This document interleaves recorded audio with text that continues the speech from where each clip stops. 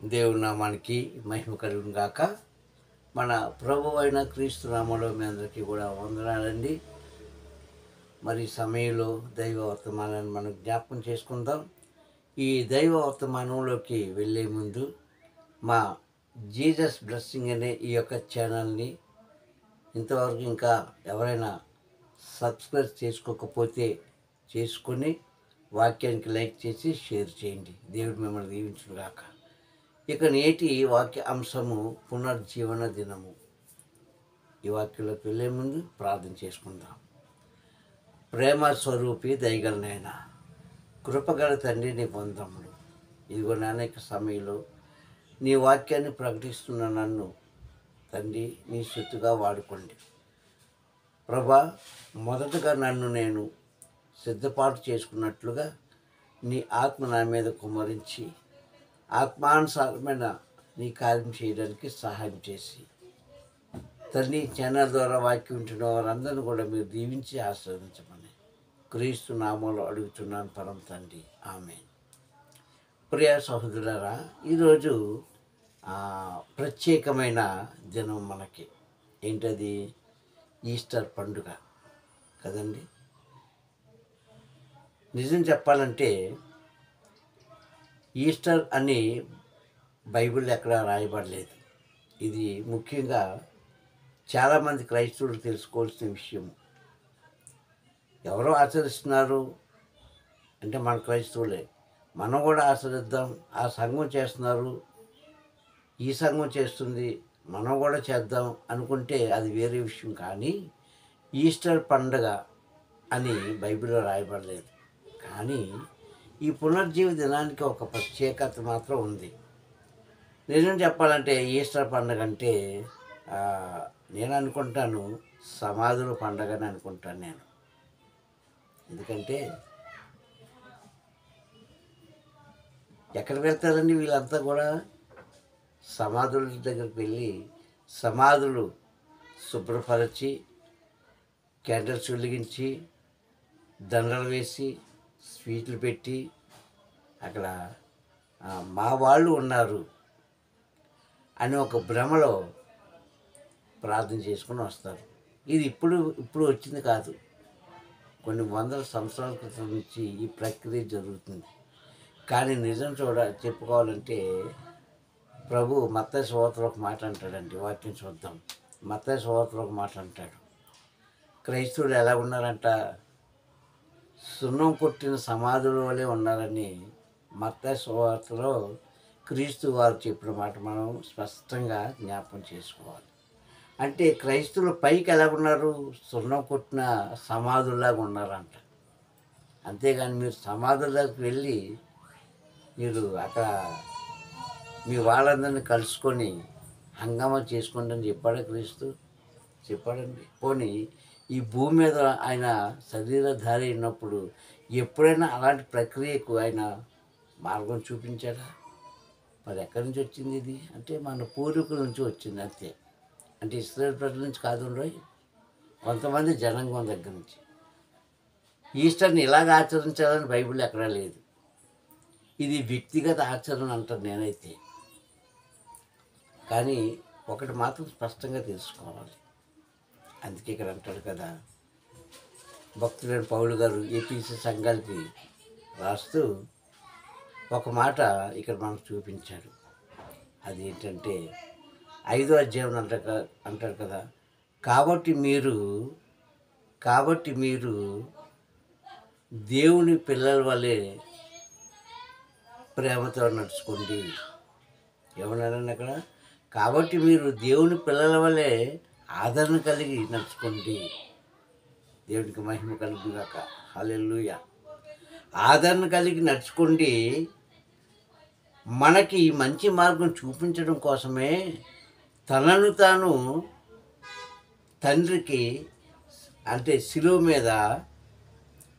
మీద బలి అర్పణగాను అర్పించుకున్నాడు. కనుక మీ అందరూ కూడా ప్రేమ కలిగి జీవించండి అని భక్తులైన పౌలు గారు ఎఫెసీ సంఘానికి రాసిన 5వ అధ్యాయంలో మాత్రం స్పష్టంగా కనిపిస్తాయి. దేవుడికి మహిమ కలుగుగాక. హల్లెలూయా, హల్లెలూయా. అంటే ఎందుకైనా మరణించాడు అంటే మనం అనగా తన బిడ్డలమైన మనలో ప్రేమ కలిగి జీవించాలి, ఐక్యత కలిగి జీవించాలి, ఆదరణగా మనం జీవించాలి, ఆయనకు తగినన్ని బిడ్డలుగా మనం జీవించాలని ఈ ప్రక్రియ భూమి మీద ఆయన శరీరధారిగా ఉంటుండగా చేసిన పని. అందుకంటున్నాడు తనను తాను అర్పించుకొనేను మీరు కూడా ఐక్యత కలిగి ప్రేమ కలిగి జీవించమని భక్తులైన పౌలు గారు చెప్పారు. ఇది పునర్జీవన దినము. అయితే పునర్జీవ దినానికి పునరుద్ధారానికి ఒక తేడా ఉందండి. అదేంటంటే పునరుద్ధానము అంటే చనిపోయిన 3వ రోజు లేచాడు. ఇది మనందరికీ తెలుసు. అక్కడ 3వ రోజు 4వ రోజు అని మాట పక్కన పెడితే చనిపోయి తిరిగి లేచాను, ఇది అసలైంది. చనిపోయి ఎందుకు తిరిగి లేచాడు అంటే మనకి జీవాన్ని ఇవ్వడం కోసం. పునరుద్ధానము వేరు, పునర్జీవం వేరు, జ్ఞాపకం చేసుకుంటాం. అంతేగాని ఇది ఈస్టర్కి సంబంధించిన మా వాక్యం కాదు. ఇది అసలు ఈస్టర్ చేయమని ఈస్టర్ని బైబిల్లోనే లేదు. మనం ఇదే చేస్తున్నామంటే ఒక గొర్రె అలాగే నడిస్తే అన్ని గొర్రెలు కూడా అలాగే నడుస్తాయి. ఒక్కొక్కసారి మన క్రైస్తవులు అయిన ఉండి కూడా మనమే కొన్ని తప్పులు చేస్తూ ఉంటాం. ఈ మధ్యకాలంలో ఈ మధ్యకాలంలో కాదు, ఒక 2 రోజుల క్రితం ఒక వీడియో చూశాను. అందరికీ తెలిసే యూట్యూబ్లో వచ్చింది అండి, టీవీలో చూపించారు. ఏంటి, క్రీస్తు వలె సిలువలు మోసుకుంటూ వీధుల్లో తిరగడం. ఎప్పుడైనా ఇలా చేశారా క్రైస్తవులు? ఇలా చేశారండి? ఈ ప్రక్రియ ఎప్పుడైనా చేశారా? ఏంటది?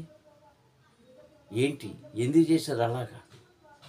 అంటే క్రీస్తుని మనం ఏం చేస్తున్నాం, మనకు మనమే అవమానించుకుంటున్నామేమో. ఒక్కసారి జ్ఞాపకం చేసుకోండి ఓ సహోదరులారా, ఓ సేవకులారా. వారిని క్రీస్తు వలె ఆ సిలువ మోసుకుంటూ వీధిలోంచి వస్తూ ఉంటే అది చూసి జనం అందరూ కూడా తప్పట్లు కొడుతున్నారండి. ఈ వీడియో ఈ మధ్యకాలంలో వచ్చిన ముందు ఎప్పుడూ లేదు. అంటే నీ భక్తి ఏమైపోయింది, ఆకాశానికి అంటుకుందాను అనుకుంటున్నామేమో, జాగ్రత్త. కానీ ప్రభు అంటాడు ఆయనను పబ్లిక్గా సిలువ వేయడం అంట. మళ్ళీని ఎబ్రీ పత్రిక 6:4 రాయబడినట్లుగా ఆయనను అవమానించినట్లంట. జాగ్రత్త ఓ క్రైస్తవులారా. ఇలాంటి పొరపాటు చేయబట్టే ఇతర మనుషులకు మనం లోకమైపోతున్నాం. అలాగని బైబిల్లో ఉందా? క్రీస్తు చెప్పాడా మనకి?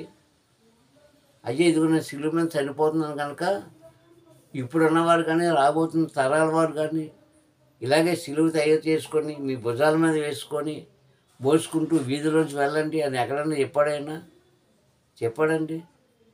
బుద్ధిహీన పనుల, బుద్ధి కలిగిన పనులు ఇవి. అప్పుడు నీవు క్రీస్తుని ప్రేమించే బిడ్డలుగా ఉంటున్నామా, ద్వేషించే బిడ్డలుగా ఉంటున్నామా? పునర్జీవానికి పునరుద్ధానానికి అర్థం తెలుసుకోలేని క్రైస్తవులు చాలామంది ఉన్నారు. ఎందుకంటే డెమోనేషన్లు ఎక్కువైపోయి ఈ మధ్య క్రైస్తవులేనే కనుకనే ఇతర మనుషులకు మనం లోకమైపోతున్నాం. ఇవే పట్టుకుంటున్నారు వాళ్ళు.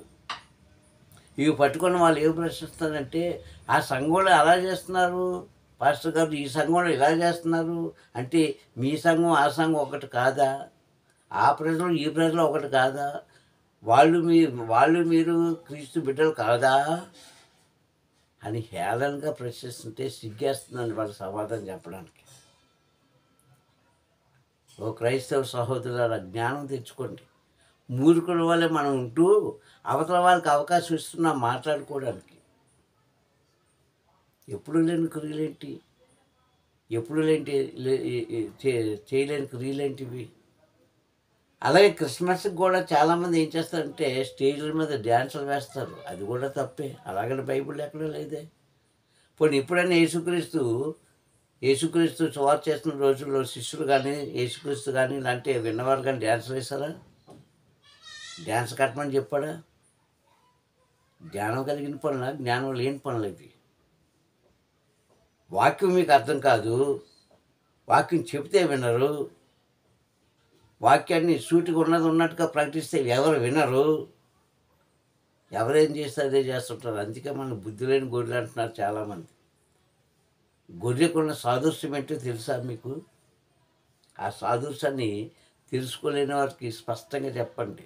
ఒక మహాతల్లి చెప్పింది ఒక యూట్యూబ్ ఛానల్లో గొర్రెకున్న ఆ అర్థం ఏమిటో. అది గొర్రెకున్న స్వభావం. అలాంటి స్వభావాన్ని మనకు మనమే పాడు చేసుకుంటున్నామేమో. సమాధుల దగ్గరికి వెళ్ళమని క్రీస్తు చెప్పాడండి ఎవరికైనా? మరి ఎందుకు వెళ్తున్నట్టు? ఎందుకు వెళ్తున్నట్టు? ఇంకో మాట నేను చెప్పాను. ఇక్కడ ఏమంటున్నాడండి ఎఫెసీ పత్రిక 5వ అధ్యాయంలోను, మీరు కూడా దేవుడి పిల్లల వల్లే ప్రవర్తించండి. నీ ప్రవర్తన బాగోదు, నీ మాట తీరు బాగోదు, నీ అలవాట్లు బాగోవు, నీ నడవడిక బాగోదు. నువ్వు దేవుడి కుమారుడు, దేవుడి కుమార్తెవి. ఎంతవరకు న్యాయం అది? గ్రహించుకోండి ప్రియ సహోదరులారా. ఎందుకు ఈ మాటను మీకు ఇప్పుడు బోధిస్తున్నా అంటే చెప్పవలసిన సమయం వచ్చింది కనుక చెప్తున్నాను. అంతేగాని చేతక కాదు, రాక కాదు. సమయం వచ్చింది. దేనికన్నా ఒక సమయం ఉంది. ప్రసంగి గ్రంథం 3వ అధ్యాయంలో మనకు తెలుసు కదా, దేనికన్నా ఒక సమయం ఇస్తాడు ప్రభు, నీకన్నా నాకన్నా అవతల వాళ్ళకన్నా.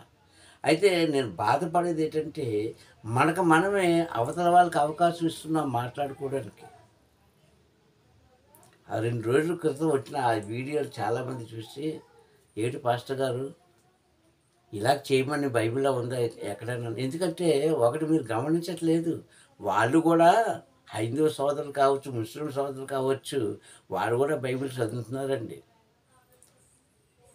వాళ్ళు కనిపించలేదు, మరి నీకెక్కడ కనిపించింది ఎలా చేయమని? ఈస్టర్ పండుగ వచ్చేసింది, సమాధుల దగ్గరికి వెళ్ళిపోవాలి. ఎవరో చెప్పాడా ప్రభు? అసలు సమాధికి ఈస్టర్ పండుగకి ఏదైనా సంబంధం ఉందా? లేని మనం చేస్తూ కల్పించుకుంటున్నాం. మనం జాగ్రత్త. ప్రియ సహోదరులు, మిమ్మల్ని నిందించాలని కాదు, కానీ సత్యాన్ని మాత్రం నేను బోధిస్తున్నాను ఈ ఛానల్ ద్వారా. జీసస్ బ్లెస్సింగ్ అనే ఛానల్ ద్వారా సత్యాన్ని మాత్రమే నేను బోధిస్తున్నాను. విన్నవారు వింటారు, విసుక్కున్నవారు విసుక్కుంటారు.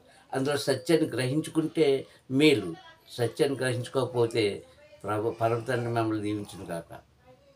దేవుని స్తోత్రం, హల్లెలూయా. ఇక వాస్తవానికి వస్తే పునరుద్ధానము, పునర్జీవము ఏంటి మాటలకు అర్థం?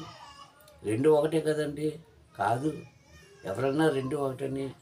పునరుద్ధానము, మరణాన్ని జయించిన క్రీస్తు ఎందుకు లేచాడు అంటే పాడైపోయిన మన జీవితాలను, అజ్ఞానంతో ఉన్న మన బ్రతుకులను, పనికిరాని మన జీవితాలను, కుటుంబాలను సరిచేయడం కోసం మరలా ఆయన లేచి మనకి హితబోధ చేశాడు అని వాక్యం ఎక్కడైనా ఉందా? ఉంది, ఖచ్చితంగా బైబిల్లో ఉంది. పునరుద్ధానుడై లేచాడు 3వ దినాన్ని చెప్పిన విధంగా. ఎందుకు లేచాడు? ఎవరు చెప్పడం కోసం లేచాడు? నిన్ను పునర్జీవములోకి, అంటే చనిపోతున్న నిన్ను, పూర్తిగా చనిపోలేదు, అప్పులో చనిపోయావు, బాధలో చనిపోయావు, కుటుంబ సమస్యలో చనిపోయావు, భార్య లేక భర్త సమస్యలో చనిపోయావు, లేక ఇతర సమస్యలు చనిపోతున్నావు. దినదినము మనం చనిపోతున్నాం. అలాంటి చనిపోయిన సమాధిలోంచి లేపడానికి పునరుద్ధానుడై వచ్చిన దినమే ఈరోజు. అది అసలైన పునరుద్ధానానికి అర్థము, పరమార్థము. ఆయన పునర్జీవం ఎవరికి ఇచ్చాడు చూద్దాం, వాక్యంలోనే చూద్దాం. బైబిల్ దాటిపాటు బయటికి వెళ్ళొద్దు. చూద్దామా? యోహాను సువార్త 21వ అధ్యాయం 3వ వచనం చదవండి ఒకసారి, చూసుకోండి ఒకసారి. యోహాను సువార్త 21వ అధ్యాయము 3వ వచనము. అక్కడ ఏముంది? ప్రభు అడుగుతున్నాడు ఏమని? సముద్రంలో రాత్రి అంతా కష్టపడ్డాడు, ఒక చేప కూడా పడలేదు. ఎవరు వీళ్ళు? క్రీస్తు శిష్యులు, ప్రపంచానికి వాక్యాన్ని సాటించవలసిన శిష్యులు, ప్రపంచాన్ని వెలుగులోకి నడిపించవలసిన శిష్యులు, ప్రపంచంలో ఉన్న మనుషులందరికీ బోధించమని తయారు చేసిన శిష్యులు ఏమైపోయింది ఈరోజు అని అంటారు కదా పేతురు గారు. నేను చేపలు పట్టబోతున్నాను అనగానే మిగిలిన వాళ్ళు ఏం చేశారు? అయితే మేము కూడా వస్తాం. వెళ్ళారు సముద్రంలోకి. అంటే వీరు ఏది విసర్జించారు, ఏమి విడిచిపెట్టేశారు? ప్రభు చెప్పిన 3.5 సంవత్సరాలు చెప్పిన బోధంతా కూడా పక్కన పెట్టేశారు. మర్చిపోయారు, వెళ్ళిపోయారు ఎవరి పనిలోకి వాళ్ళకి. వాళ్ళ పనులు చేసుకోవడానికి, సంపాదన కోసం, బ్రతకడం కోసం. అదే చెప్పాడు ప్రభు వాళ్ళకి, అదే నేర్పించాడు. క్రొత్త నిబంధనలో ఆ 4 సువార్తలు ఎక్కడ చూసినా ప్రభువు రహస్యమైన మాటలు రహస్యముగా శిష్యులకు మాత్రమే చెప్పాడండి, ఎవరికి చెప్పలేదు. మరి ఏది ఈరోజు వారు శిష్యులు సాధించారా, పాటించలేదు. కనుకనే పునరుద్ధానుడై లేచిన క్రీస్తు పడిపోయిన వారి జీవితాన్ని మళ్ళీ పునర్జీవంలోకి నడిపించాడు. దేవునికి మహిమ కలిగినగాక, హల్లెలూయా. అక్కడ అంటాడు, నేను చేపలు పట్టడానికి వెళ్ళిపోతున్నానంటే నేను కూడా వెళ్తానని వెళ్ళిపోయారు. బాగానే ఉంది. అయితే ప్రభు వారికి ఆ ఉదయాన్నే ఆ యొక్క సముద్ర తీరం దగ్గర కనిపించి అన్నాడు, పిల్లలారా, భోజనం చేయటకు మీ దగ్గర ఏదైనా ఉందా అని అడిగాడు. ఇది చాలా ఇంపార్టెంట్. పునర్జీవానికి అర్థం చెప్తున్నాను మీకు, నేర్చుకోండి తెలియకపోతే. మీరు భోజనం చేయడానికి ఏదైనా ఉందంటే వాళ్ళు అన్నారు, అయ్యా వచ్చిన వారు ఎవరు వీళ్ళకి తెలియలేదు ఇంకా, అయ్యా మా దగ్గర ఏమీ లేదు. ఆయన అడిగింది ఏమడిగాడు? ఇక్కడ 2 అర్థాలు ఉన్నాయి, 2 అర్థాలు దాగి ఉన్నాయి. ఆయన అడిగింది ఏమన్నాడు? మీరు భోజనం చేయడానికి మీ వద్ద ఏమైనా ఉందా అంటే, ఈయన ఏం పెట్టాడు? 3.5 సంవత్సరాలు వాక్యమైన ఆహారం పెట్టాడు, వాక్యమైన పానం ఇచ్చాడు వీళ్ళకి. అది మీలో ఏదైనా ఉందా, ఏదైనా దాచుకున్నారంటే, వీళ్ళు లోకానుసారమైన అయిన క్రీస్తు మహిమ శరీరంతో వచ్చి పరలోక సంబంధమైన విషయాల కోసం అడిగితే వీరు లోకానుసారమైన సమాధానం చెప్పారు. ఏమైనా ప్రభు మా దగ్గర ఏమీ లేదు, ఎండిపోయి ఉన్నాం, కడుపు మంటతో ఉన్నాం మేము అని సమాధానం చెప్తే, అప్పుడు అంటాడు కదా ప్రభు 21వ అధ్యాయంలో 15వ వచనం చూస్తే, వారికి భోజనం పెట్టి, ఏది శరీర ఆహారం పెట్టి, అప్పుడు అంటాడు, సీమోను పేతురు, నీవు నన్ను నిజంగా నీవు నన్ను ప్రేమిస్తున్నావా? ఎంతమంది అడగొచ్చు కదా, కానీ తండ్రికి తెలుసు, ప్రభువుకి తెలుసండి మన బాధలు, మన కష్టాలు, మన కన్నీళ్ళు, మానవ జీవితం ఎలాంటిదో ఆయనకు తెలుసు కనుక ఆయన అన్నాడు. భోజనం పెట్టిన తర్వాత కడుపు నిండాక అప్పుడు అడుగుతున్నాడు ప్రశ్న, సీమోను పేతురు, నీవు నిజంగా నన్ను ప్రేమిస్తున్నావా? అప్పుడు తెలిసిపోయింది నేనే క్రీస్తుని. అంటాడు పేతురు, ప్రభువా నీవన్నట్టు నేను నిజంగా ప్రేమిస్తున్నాను. 3 మార్లు సమాధానం చెప్పు. 3వసారి మాత్రం విసుక్కున్నాడు. అంటే అర్థమేంటి? నువ్వు నిజంగా ప్రేమిస్తే ఎందుకు పేతురుని అడిగాడంటే, ఆ ఉన్న 12 మంది శిష్యుల్లో ఎందుకంటే ఇస్కరియోతు యోధ అయిపోయిన తర్వాత మత్తయి గారిని అందులో యాడ్ చేయడం జరిగింది.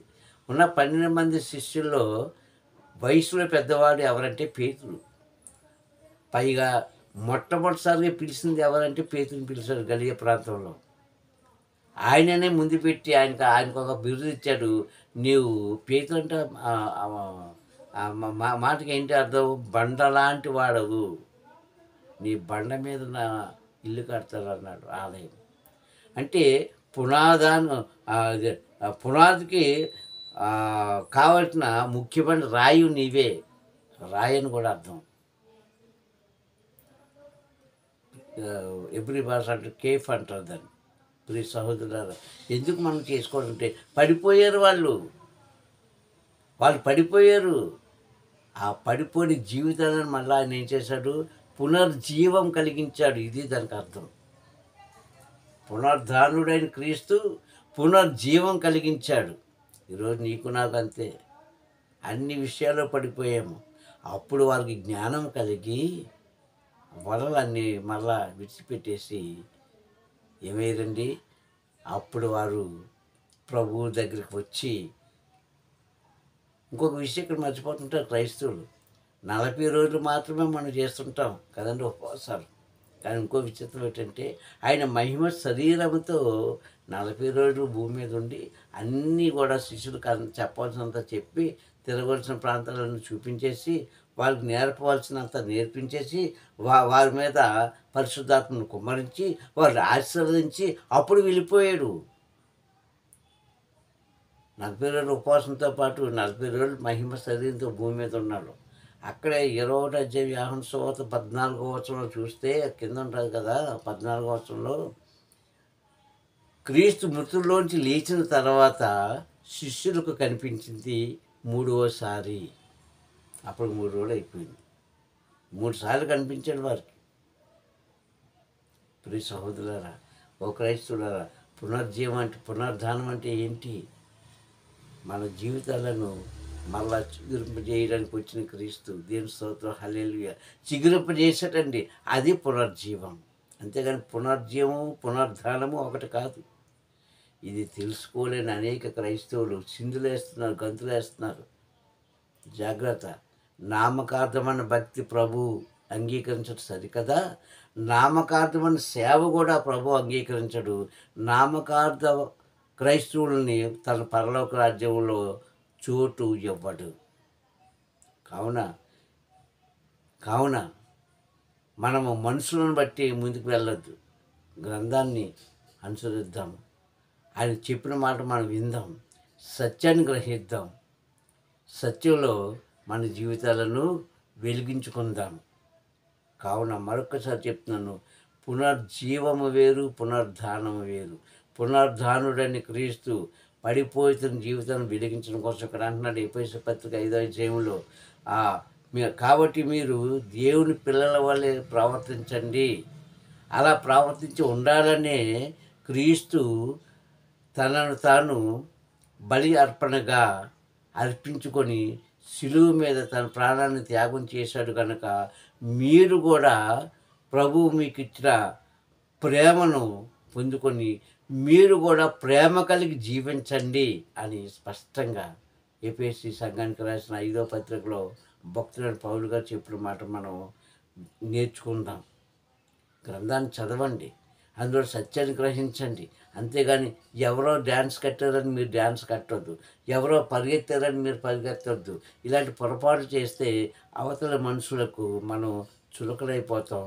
మనం చులకలైపోయింది కాకుండా మన ప్రభు అయిన క్రీస్తు నామాన్ని హేళనపరిచినట్లుగా మనం చేస్తున్నాం. అలాగే చేయవద్దని ప్రభు నామంలో మిమ్మల్ని కోరుకుంటూ నేను వేడుకుంటున్నాను. కావున పునరుద్ధానుడని క్రీస్తు మన బ్రతుకుల్లో వెలుగు నింపడం కోసము, శాంతి సమాధానంతో నింపడం కోసము, భార్య మధ్య భర్తకు, భర్త మధ్య భార్యకు, కుటుంబాల మధ్య, సంఘం మధ్య, సమాజం మధ్య, ప్రాంతాల మధ్య ఐక్యత కలిగించడం కోసమే ఆయన పునరుద్ధానుడే లేచి పునర్జీవనాన్ని మనకిచ్చాడు. ఇది గమనించుకొని ముందుకు కొనసాగాల్సిందిగా ప్రభు నామములో కోరుకుంటున్నాము. ప్రార్థన చేసుకుందామండి. దయగల తండ్రి, ప్రేమగల నాయన, నీకు వందనములు. ఇంతవరకు కూడా నీ వాక్కు ద్వారా మాతో మాట్లాడినందుకు స్తోత్రం. అయ్యా, ఇగో తండ్రి, తెలిసి తెలియక మేము చేసిన పొరపాట్లు క్షమించి, అయ్యా మీరు ఎందుకైతే తండ్రి త్యాగం చేశారో, ఎందుకైతే నా ప్రభా తండ్రి మీ ప్రాణాన్ని పెట్టారో, ఇదిగో తండ్రి నీ లేఖనం ద్వారా బయలుపరిచినందుకు వందనములు. నిజమే తండ్రి, మాలో ఐక్యత, ప్రేమ కలిగి ఉండులాగును, ముఖ్యంగా మేముని మీ బిడ్డలుగా చెప్పుకునేటకు తండ్రి నానా నీలో అతిశయించుటకును తండ్రి ఈ ప్రక్రియ చేసి మాకు చూపించినందుకు వందనం. ఇదిగో తండ్రి, ఈ వాట్సాప్ గ్రూప్ ద్వారా వాక్యం, ఈ ఛానల్ ద్వారా వాక్యం బిడ్డలందరికీ తండ్రి నాన్న నిజమైన తండ్రి వాక్యం గ్రహించగలిగిన భాగ్యం కలుగు చేయండి. నేను ఆమెను గణపరచుకోమని, మహిమ పొందుకోమని తండ్రి. అయితే నీ రాకడ ఆలస్యమైతే నా ప్రభా మరొక సమయము గడియ మాకు మందరికి దయచేసి మేము తెలిసి తెలియక చేసిన పొరపాట్లను క్షమించి నీ నామములో మమ్మల్ని ఆశీర్వదించమని క్రీస్తు నామములో ప్రార్థన అడుగుతున్నాను పరమ తండ్రి. ఆమేన్, ఆమేన్, ఆమేన్.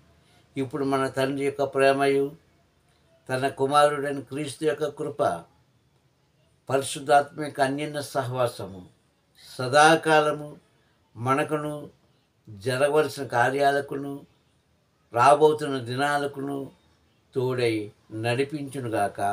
ఆమేన్, ఆమేన్, ఆమేన్. మీ అందరికీ వందనములు. దేవుడు మమ్మల్ని దీవించునుగాక. Praise the lord.